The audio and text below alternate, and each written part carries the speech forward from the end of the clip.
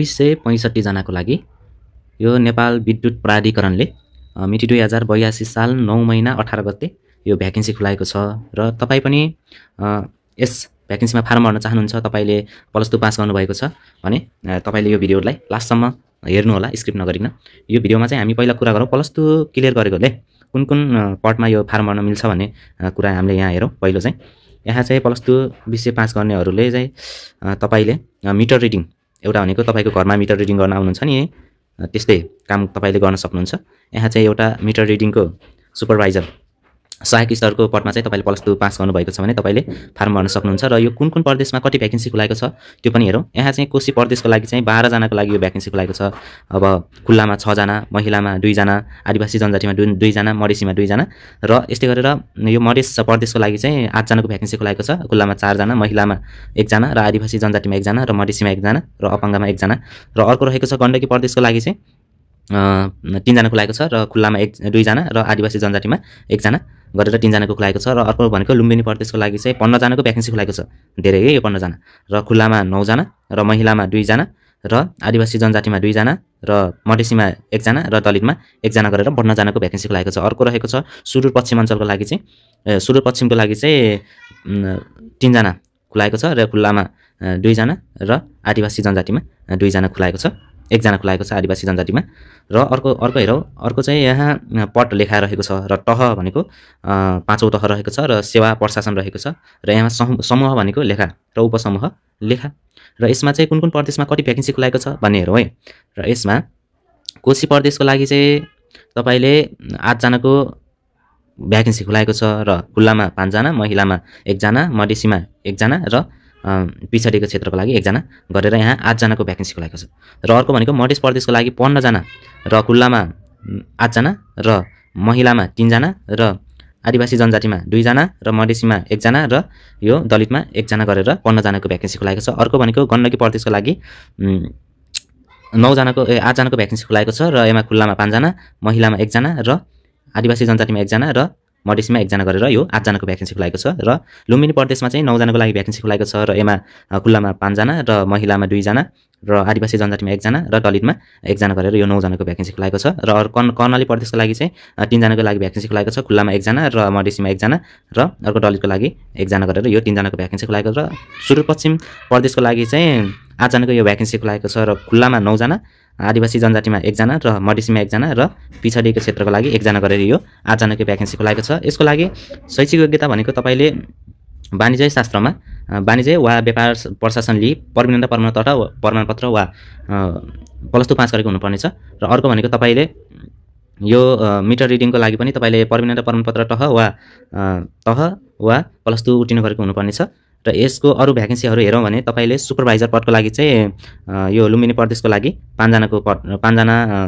पद संख्या खुलाएको छ र यसको लागि खुल्लामा 3 जना रहेको छ, महिलामा 1 जना र दलितमा चाहिँ 1 जना गरेर यो 5 जनाको भ्याकेन्सी खुलाएको छ। अर्को हेरौँ, अर्को चाहिँ यहाँ कर्णाली प्रदेशको लागि 10 जनाको यो भ्याकेन्सी खुलाएको छ, खुल्लामा 5 जना, महिलामा 1 जना र आदिवासी जनजातिमा 2 जना, मधेसीमा 1 जना र दलितमा यो 1 जना खुलाएको छ। र यसमा सुदूरपश्चिम प्रदेशको लागि चाहिँ 13 जनाको यो भ्याकेन्सी खुलाएको छ र यसमा भनेको खुल्लामा 7 जना, महिलामा 2 जना र आदिवासी जनजातिमा 2 जना र मधेसीमा 1 जना र दलितमा 1 जना गरेर यो 13 जनाको यो भ्याकेन्सी खुलाएको छ। यसको आवश्यक शैक्षिक योग्यता भनेको इलेक्ट्रोनिकल इन्जिनियरिङमा प्रमाणपत्र तह वा डिप्लोमा उटिन वा प्राविधिक शिक्षा तथा व्यावसायिक तालिम परिषदबाट प्रदान गरिएको सम्बन्धित विषयमा तह 3 को सिप परीक्षा उटिन गरेको हुनुपर्नेछ। र अर्को हेरौँ, अर्को भनेको सुपरभाइजर पदको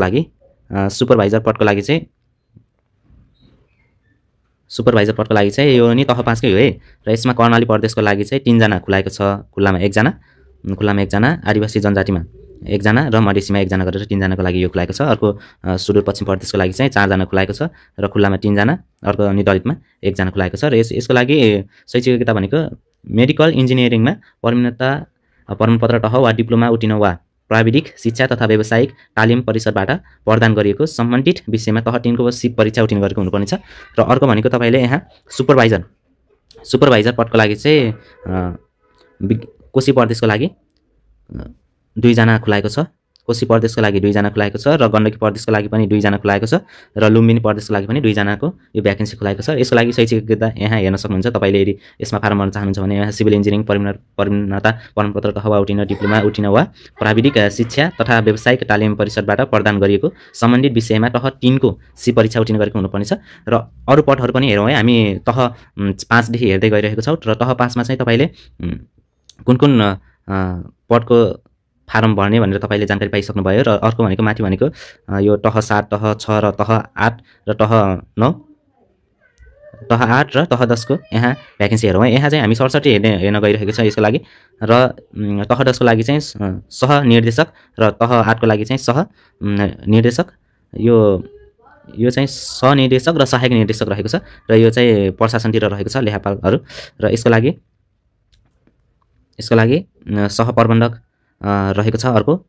यो नि तह 8 को रहेको छ। अर्को रहेको छ फेरि तह प्रबन्धक, माथि रहेको थियो इलेक्ट्रिकल र तल रहेको छ मेकानिकल र फेरि अर्को हेरौँ यहाँ भनेको सहायक प्रबन्धक तह 8 को रहेको छ र यसमा चाहिँ सिभिल प्राविधिकतिर रहेको छ। एक जनाको लागि यो खुलाएको छ र अर्को रहेको छ यहाँ सहायक प्रबन्धक र प्रशासकीय अधिकृत, कानुन अधिकृत, लेखा अधिकृत र चार्टर एकाउन्ट र इन्जिनियर र अर्को रहेको छ इन्जिनियर र यो इलेक्ट्रोनिक इन्जिनियर र अर्को रहेको छ मेकानिकल इन्जिनियर र अर्को रहेको छ सिभिल इन्जिनियर यहाँ र अर्को हेरौँ यो चाहिँ सातौं तहको लागि सर्वे इन्जिनियर र इन्जिनियर कम्प्युटर इन्जिनियर रहेको छ र यसको लागि चाहिँ 5 जनाको लागि खुलाएको छ र वातावरणविद रहेको छ अर्को रहेको भनेको र यहाँ चाहिँ 2 जनाको लागि यो भ्याकेन्सी खुलाएको छ र यो तलको भ्याकेन्सीहरु हामी अघि सुरुमै हेरिसक्यौं। यहाँ चाहिँ +2 पास गरेकोले फारम भर्न मिल्छ र माथिको तहहरुको लागि चाहिँ थप योग्यता चाहिने भएको कारणले गर्दा सुरुमा हामी +2 पास गरेको योग्यता भएको भ्याकेन्सीहरु हेरौँ र विज्ञापन सम्बन्धी विशेष सूचनाहरु यहाँ तल हामी हेर्न गइरहेका छौं। उमेरहरु परीक्षाको किसिम रहेको छ यहाँ लिखित प्रस्तुतिकरण परीक्षा हुने भनी उल्लेख भएको पदहरुको लागि र अन्तर्वार्ता हुनेछ र पाठ्यक्रम भनेको वेबसाइट मार्फत तपाईले प्राप्त गर्न सक्नुहुन्छ र परीक्षा दस्तुर भनेको यहाँ तपाईले 10औं तहको लागि 2000 र 8औं तहको लागि तपाईले 1400 र 7औं तहको लागि तपाईले 1200 र 5औं तहको लागि तपाईले 800 तिर्नुपर्ने हुन्छ र कुनै पनि उम्मेदवारहरु समावेशी तर्फ तपाईले फारम भर्न चाहनुहुन्छ भने यो